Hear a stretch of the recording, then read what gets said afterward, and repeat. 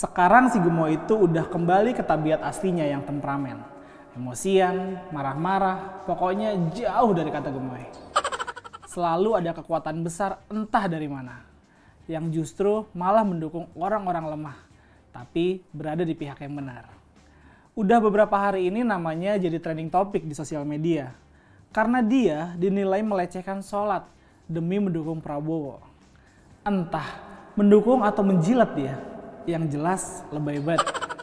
Yang namanya institusi negara kan dibiayai pakai uang rakyat. Masa di forum itu dia bisa-bisanya sih ngelakuin kampanye terselubung?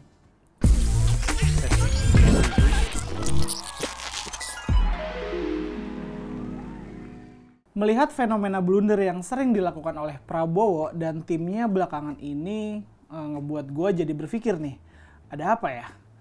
Pasangan yang didukung oleh kekuatan logistik yang unlimited dan kabarnya juga nih didukung oleh jaringan-jaringan kekuasaan.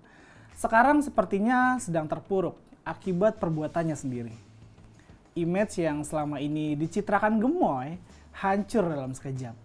Sekarang si gemoy itu udah kembali ke tabiat aslinya yang temperamen.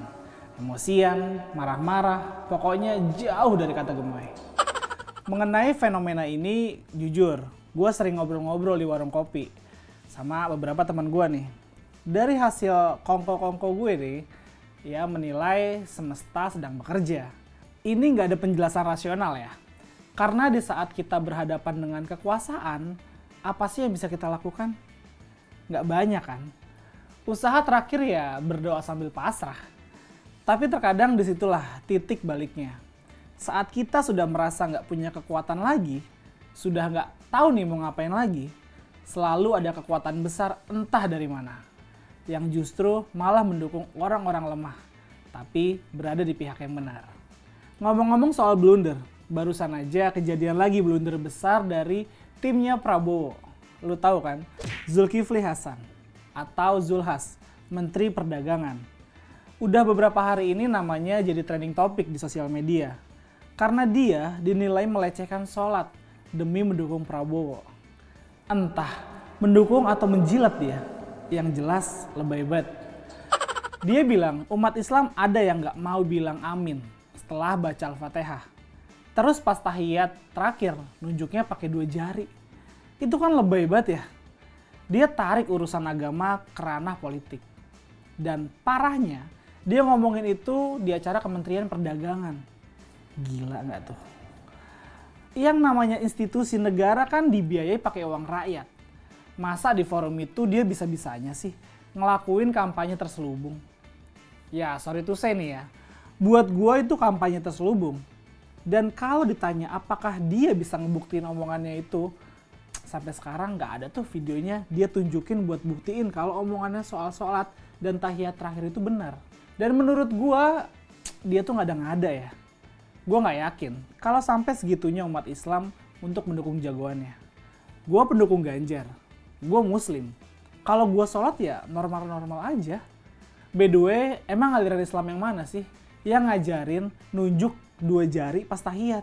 Apakah Zulhas punya mazhab sendiri? Entahlah maunya apa. Lu lihat nih statementnya. Kalau sholat maghrib baca Al-Fatihah waladolin. Ada yang diem sekarang Pak. Tahiyatul akhir kan gini. Sekarang banyak gini Pak. Kelihatan banget kalau jargon kampanye riang gembira yang dulu diteriakin kubu mereka cuma jargon omong kosong.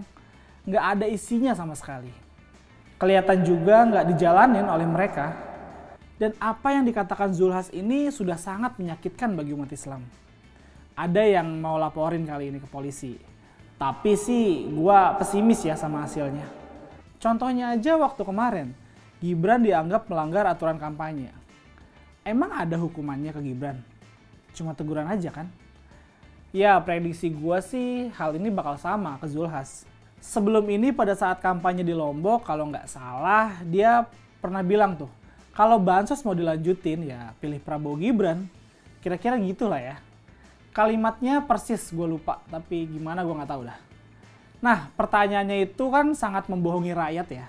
Seolah-olah bansos itu punya Prabowo. Padahal itu program pemerintah yang siapapun presidennya ya pasti dilanjutin lah. Mas Ganjar juga udah bilang kalau semua program Pak Jokowi akan dia lanjutkan dan disempurnakan. Tapi omongan Zulhas ini seolah-olah membuat kalau cuma Prabowo yang akan lanjutin bansos. Pak, Anda itu Jokowi dadakan. Jadi jangan ngaco lah. 2014 sama 2019 Anda dan Prabowo masih sekubu buat ngelawan Pak Jokowi. Kita ini yang ngelawan kalian, Pak. Jadi jangan terlalu lebay lah. Ngaca dikit, Pak. Zulhas ini udah nunjukin kalau kekuasaan itu bisa melakukan apa saja. Saat ini dia berkuasa di Kementerian Perdagangan. Jadi dia merasa bisa ngomong apa aja di acara kementerian. Dia melupakan etika menjadi seorang pejabat publik yang digaji oleh rakyat. Dia bukan hanya sudah menyakiti hati umat Islam, tapi merusak reputasi Presiden Jokowi. Ini bisa berdampak terhadap netralitas presiden yang merupakan bosnya Zulhas. Kalau didiamkan, akan lagi muncul pertanyaan publik soal netralitas presiden dalam Pilpres kali ini. Lalu, apakah dia akan kena tegur? Atau mungkin bakal direshuffle karena blunder? Dari ucapan Zulhas ini, memori gua soal Pilkada Jakarta tahun 2017 bangkit lagi nih. Pesta politik yang harusnya jadi sebuah pesta, malah jadi malapetaka politik. Gue cuma takut kalau setelah ini suasana kembali horor seperti Pilkada Jakarta tahun 2017 ya. Ya kita berdoa aja, semoga nggak kejadian.